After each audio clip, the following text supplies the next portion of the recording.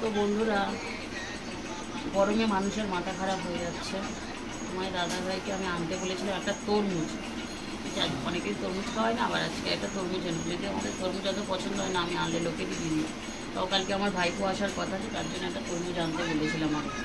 ঠিক আছে, তোমাদের দাদাভাই কী কী বাজার এনেছে এগুলো বলেছিলাম। এই যে শুকনো লঙ্কা, একটু মুসুরির ডাল আনতে বলেছিলাম। এই যে এটা নিয়ে এসছে। তারপরে নিয়ে এসছে, দেখো মানে মানুষের মাথাটা কীভাবেও গরম করে। স্টপারটা খুলে দিই, ঠিক আছে? জানিস তো দেখো, কালকেরই কাঁচা লঙ্কা নিয়ে আসছে। ফের আজকে কাঁচা লঙ্কা নিয়ে আসছে, মাথা সেরকম খারাপ করে। এই দেখো আম নিয়ে আসছে, কাঁচা আম কতগুলো। আমি কিন্তু আম একদমই বলিনি আম আনার জন্য। দেখো কতগুলো আম এনেছি। দেখো একটা দুটো আনলে আবার চাটনি খাবে, সেই জন্য এনেছি। দেখাচ্ছি কত নিয়ে আসছে আমটা। তরমুজটা বের করে নিলে বুঝতে পারছি। তরমুজ আনতে বলেছিলাম, ভালো তরমুজটা নিয়ে এসছে। আম নিয়ে এসছে, দেখো এখানে নাই নাই করে 3-4 কেজি আম নিয়ে এসছে। কাঁচা আম কিন্তু আমি একদমই বলিনি, ঠিক আছে?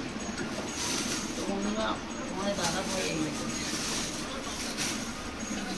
কত কেজি কাঁচা আম নিয়ে এসছে। তো বন্ধুরা, অনেক দিন পরে তরমুজটা নিয়ে এসছে। প্রায় 7-8 দিন পরে আবার একটা তরমুজ আনালাম। তরমুজ রোজ আনলে আনতে পারে তোমাদের দাদা ভাই, কিন্তু আমি খাই না বলে তরমুজটা আনি না। বেকার তরমুজ বেকার নিয়ে এসে কোনো লাভ নেই। তো কালকে আমার ভাইপো আসবে, রাতে মানে আমি কালকে এক জায়গায় বেরোবো, তো অবশ্যই থাকবে, কোথায় যাব না থাকবে, বেরোবো। তো সব কিছুই তোমাদের A to Z দেখাবো কালকে। তো ওর জন্য বললাম একটা তরমুজ নিয়ে আসো। আর এতগুলো কাঁচা আম কি করতে নিয়ে এসছে আমি জানি না। আমার না সত্যি আর ভালো লাগে না। তোমাদের দাদা ভাইয়ের জ্বালায় আমি পাগলা হয়ে যাবো একদম। কেন এনেছ? শুকনো লঙ্কার ডালটা আমি আনতে বলেছিলাম, কাঁচা লঙ্কাটা কেন এনেছে সেটাও আমি জানি না। তো এই হচ্ছে তোমাদের দাদা ভাইয়ের পাগলামো। এতগুলো কাঁচা আম, এতগুলো আম তো দেখে মনে হচ্ছে বেধারক টক আম এটা, ঠিক আছে?